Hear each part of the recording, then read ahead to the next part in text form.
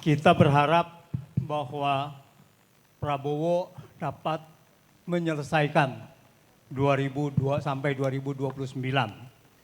Pertanyaannya, benar apa tidak bahwa Prabowo bisa menyelesaikan sampai 2029? Bukan karena aktivis, bukan karena pemberontakan, tetapi karena faktor ekonomi yang semakin melemah. Fenomena Pati menaikkan pajak PBB yang diikuti, yang disertai dengan beberapa kabupaten lainnya, Banyuwangi, Jombang, Cirebon, dan sebagainya. Ini jangan dilihat sebagai fenomena daerah. Ini adalah cerminan bahwa kita sudah masuk krisis fiskal. Awal Februari, Sri Mulyani sudah tahu bahwa akan ada krisis di dalam kita punya keuangan.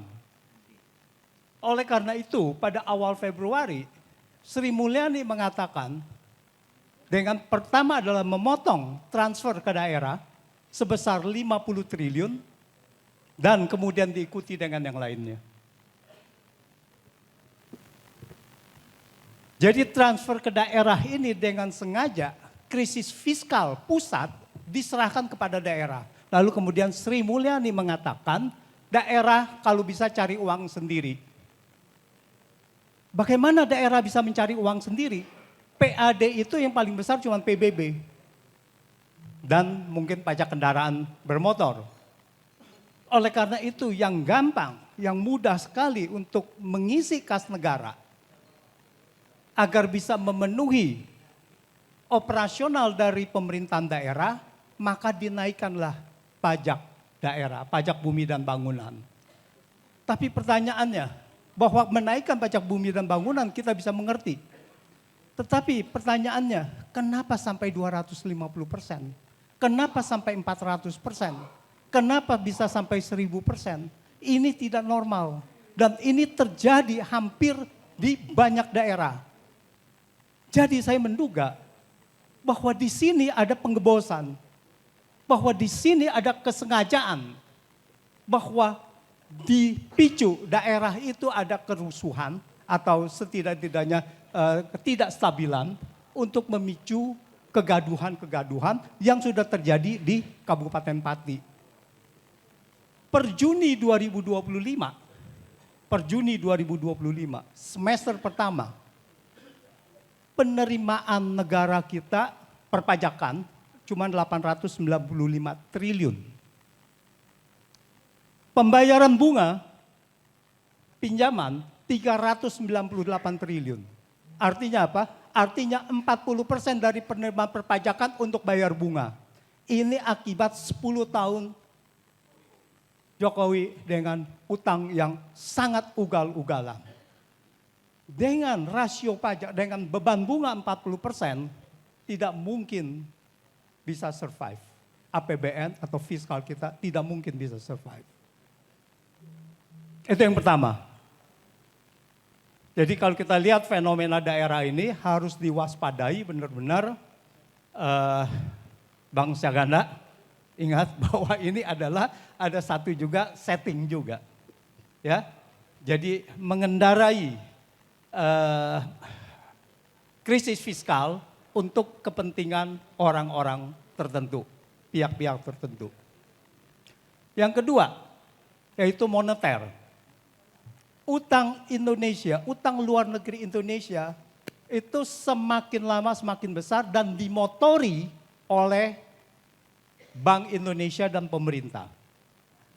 Kenaikan utang luar negeri Bank Indonesia dalam 5 tahun naik 950%.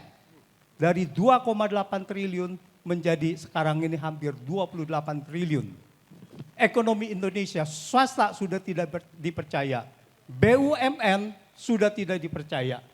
Malah utang luar negeri dari BUMN berkurang.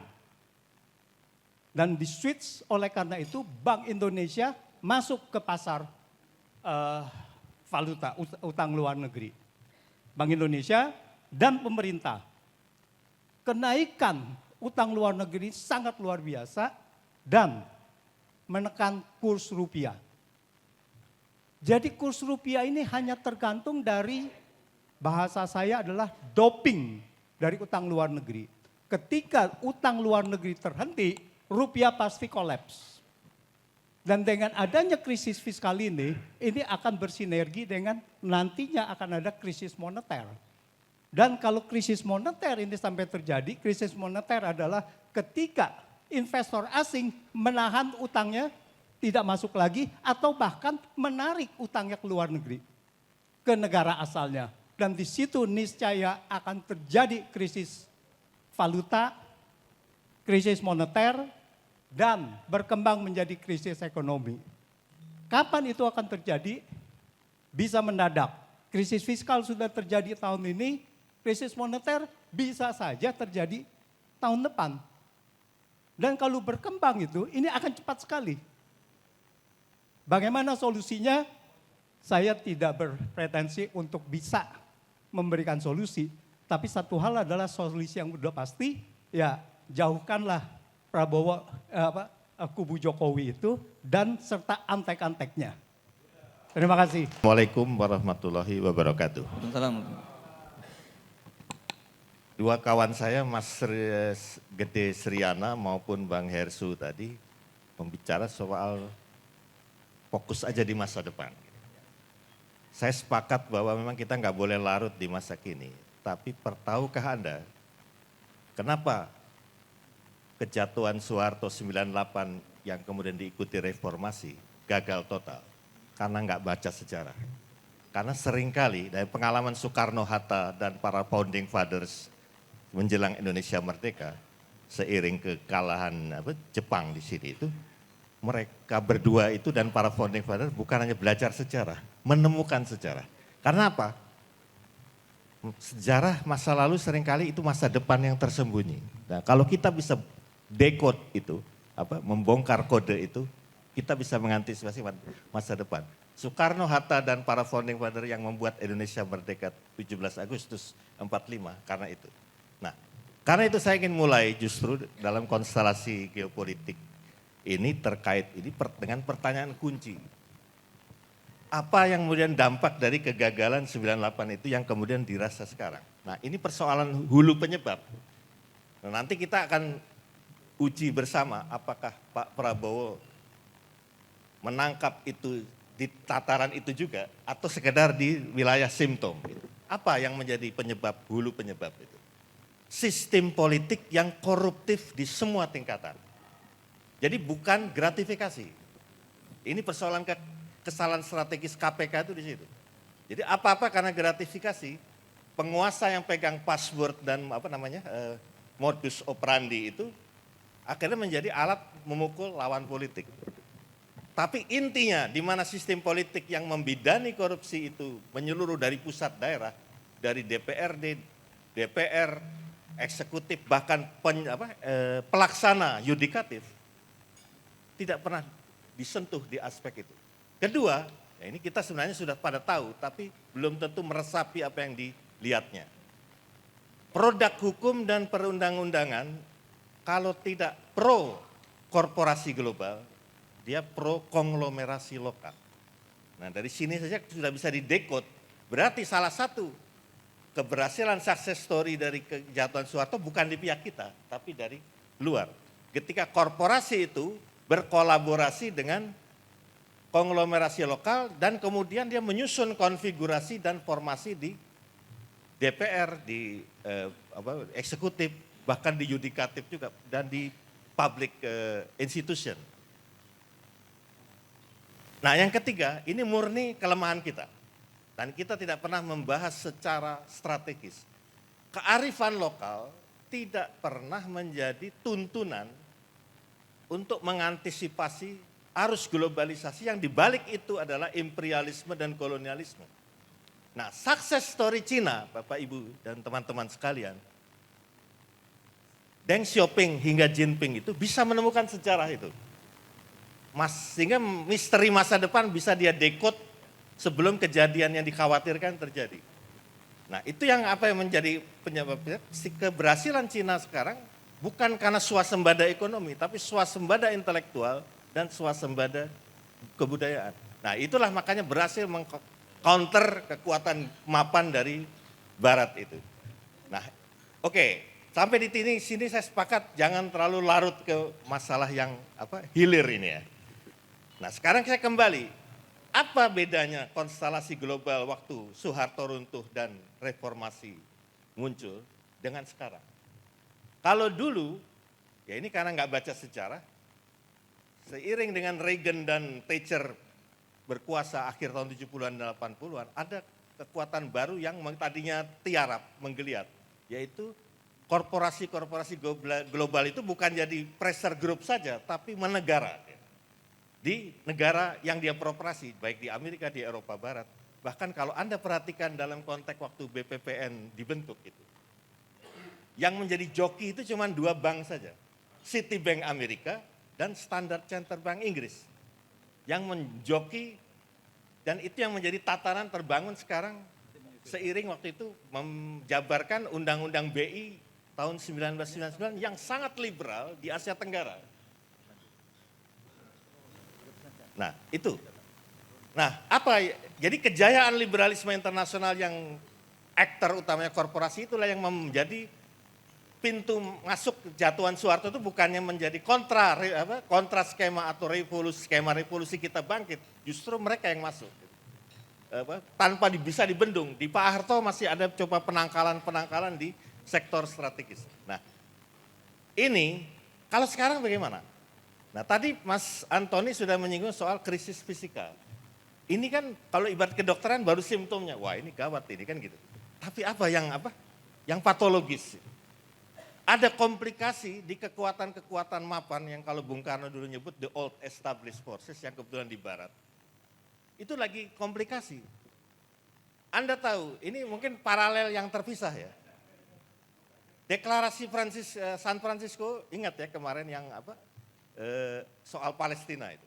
Apa yang menarik di situ? Walaupun itu nggak substansi kalau secara hasil, tapi itu menggambarkan komplikasi di barat. Pertama, motor penggerak Eropa, Perancis, dan Uni Eropa, kekaitan kemerdekaan Palestina, betul nggak? Di sisi lain, ada kekuatan dari Timur Tengah yang selama ini memang satelit Amerika, Arab Saudi, Qatar, dan sebagainya, itu yang jalur. Tapi ada jalur, walaupun ini semacam koalisi tipis-tipis ya, kalau istilah sekarang.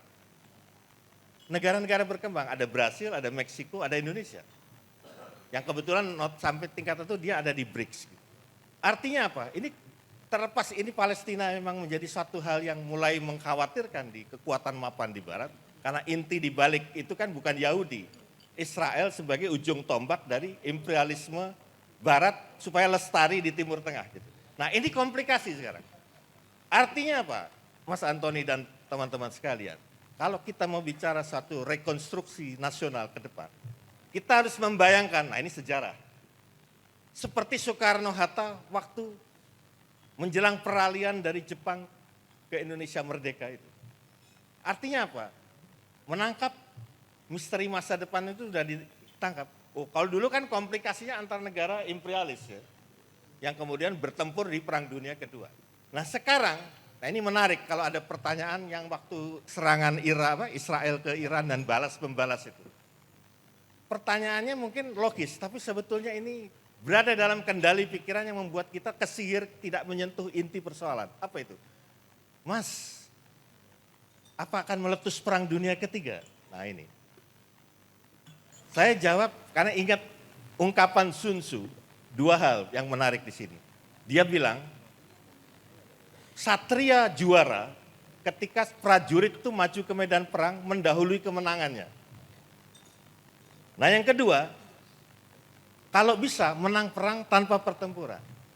Nah, artinya apa? Kalau kita tangkap masa, ini kan berabad-abad yang lalu ya. Ini jawaban sekarang. Apapun namanya, apakah Perang Dunia Ketiga atau Perang Besar, sekarang sudah berlangsung. Tapi pertempuran yang belum. Biasanya kan dalam pandangan kalau pertempuran dan perang itu serentak. Enggak ini. Ini sudah terlangsung. Jadi komplikasi di negara barat itu persis dalam situasi ketika kita beralih antara ketika kalah Jepang, kita siap di semua lini untuk merebut kemerdekaan. Artinya, Bapak Ibu sekalian, kita harus realistis dalam membaca analisis global yang membawa dampak ke sini. Tapi yang penting lagi, ini pelajaran buruk dan sekaligus menyakitkan di dalam konteks pasca reformasi.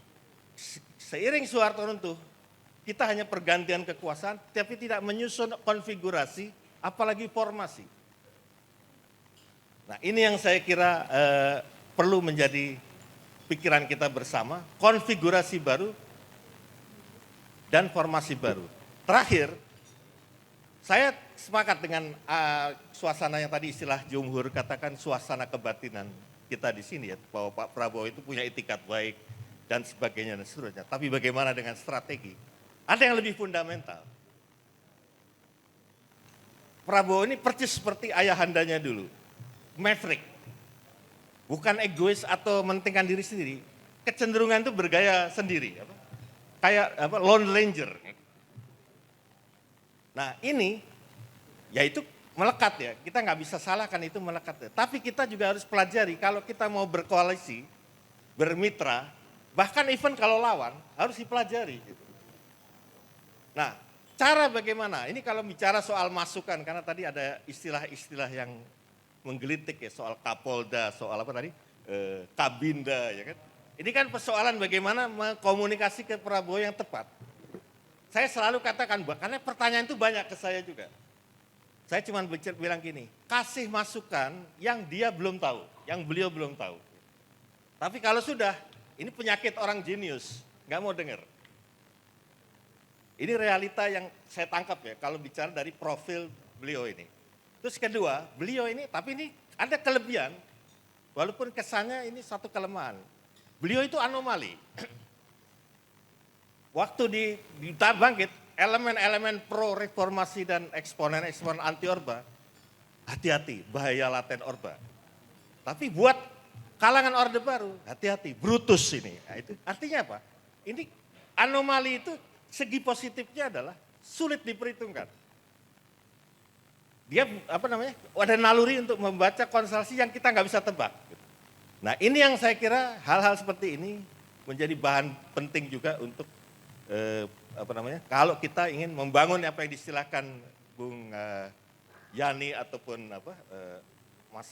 Adi Masardi dan kawan-kawan, bagaimana membangun komunikasi berarti juga harus saling memahami. Saya kira itu dulu pemantik dari saya. Assalamualaikum warahmatullahi wabarakatuh.